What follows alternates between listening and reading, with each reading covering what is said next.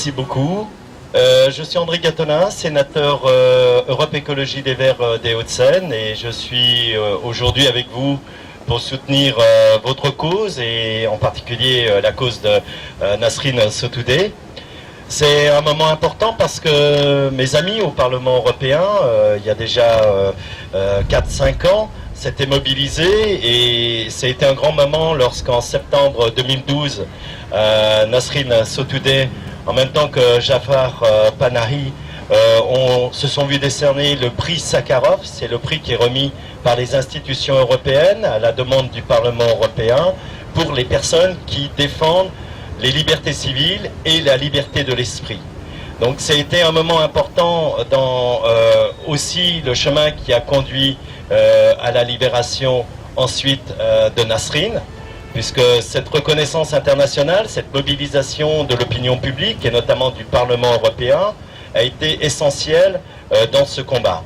La réalité, pour autant, elle a été décrite précédemment, est toujours celle d'une interdiction de travail. C'est-à-dire que, oui, on arrive avec une mobilisation internationale parfois à faire sortir des gens de prison, mais quand on les rend dans une incapacité de continuer leur combat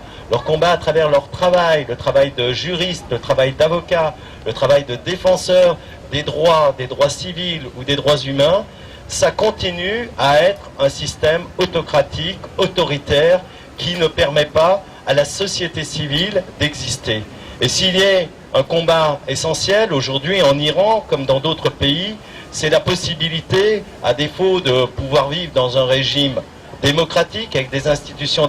démocratiques, de permettre tout au moins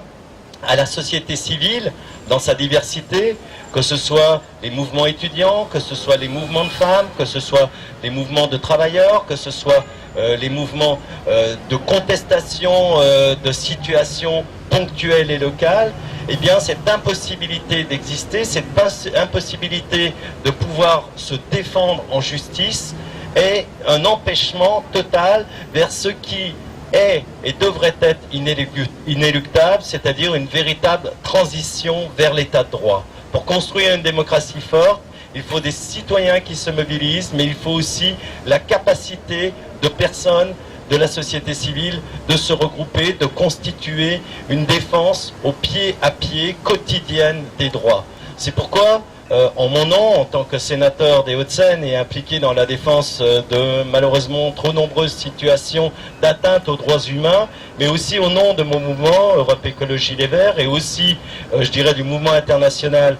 des Verts en Europe,